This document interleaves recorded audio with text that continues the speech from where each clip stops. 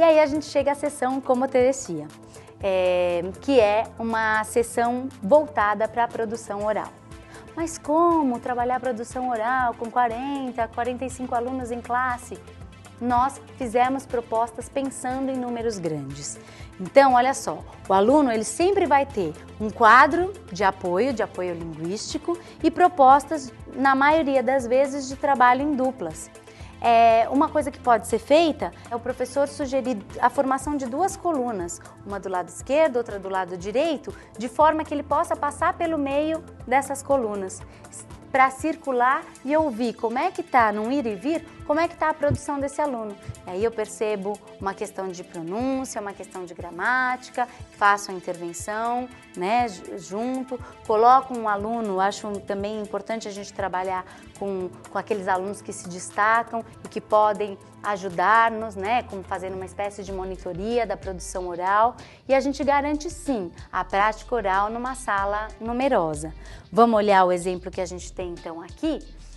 A sugestão é que nós façamos uma entrevista de televisão com um personagem famoso. Olha só, não é a biografia, mas trabalha com dados pessoais, né, ao longo da história, que foi o que a gente focou na sessão quando a gente trabalhou a produção do gênero textual. Mais uma vez, o diálogo entre as sessões.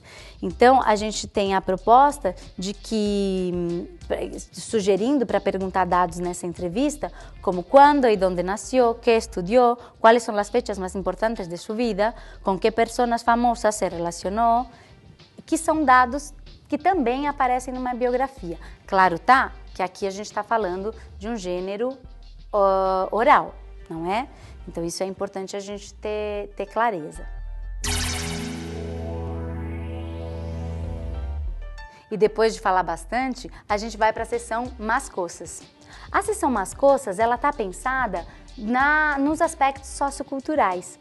O aluno é levado a refletir sobre esses aspectos, voltando àquilo que eu falei no começo, como eu olho para mim, como eu olho para o outro, como eu rompo com preconceitos, né, com barreiras sociais. E aí a gente tem algumas formas de trabalho. Vamos ver esse exemplo aqui da página 39.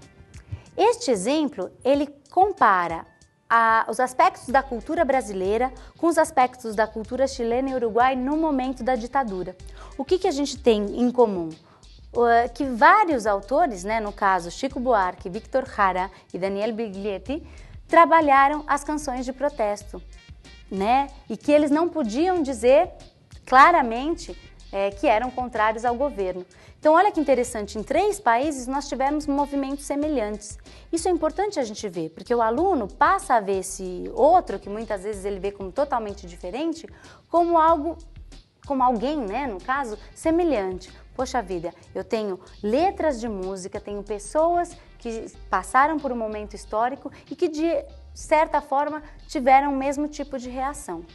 É com essa visão que a gente pretende aí a formação de um sujeito que olha para o outro com um cuidado maior. Então vamos para esse outro exemplo. Aqui a gente fala de 2 quadros, né? O aluno tem que analisar essas obras, que também é muito importante, que é a habilidade do trabalho com a leitura de imagens.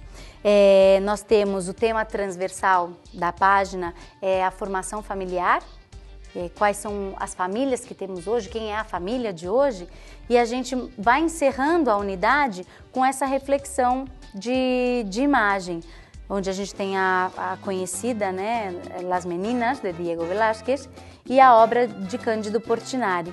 São 2 formas diferentes de retratar a família, falando de realidades sociais diferentes, de momentos históricos diferentes, mas ambas retratando famílias. E o aluno pensa, então depois ele vai discutir que semelhanças, que diferenças nós encontramos entre essas famílias, para a gente começar a dar e a finalizar a unidade. Mais uma vez, não é uma comparação, mas um contraste, se é que a gente pode chamar assim, entre um pintor brasileiro e um pintor espanhol, para que ele olhe para esse outro como parte, né, como integrante desse eu que está se formando e que a gente na sala de aula está ajudando a formar. E aí a gente vai para o último exemplo da seção Mascoças.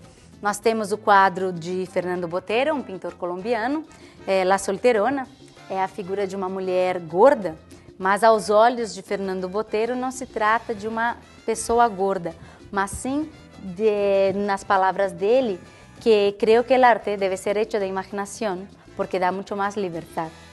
E aí a gente questiona então, né, quando ele diz, não é que eu esteja interessado em deformar o corpo feminino, sino que hago isso com todo o que pinto.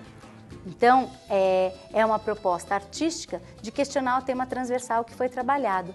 Que padrões estéticos são esses que regem a sociedade atual?